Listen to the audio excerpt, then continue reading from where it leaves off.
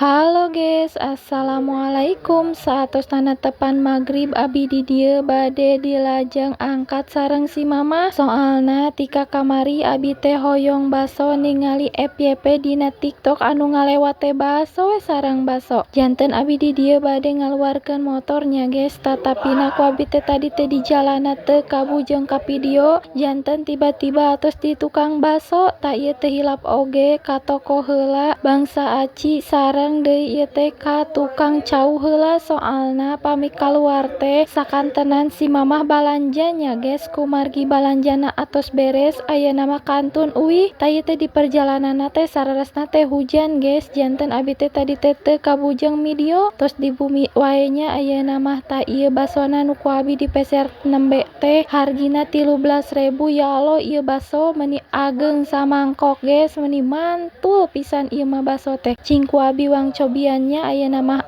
tuh abi teh di dieu mah nyariraeun, mamah mah tiluaneun sareng rai sareng raka. Abi mah hoyong wareg janten nyariraeun am deui guys. Pokona mah mantul 13.000 teh wareg moal mam sangu deui we. Ieu mah tuh ku abi nya tingalikeun basona wang bukakeun lebetna teh gaji hungkul.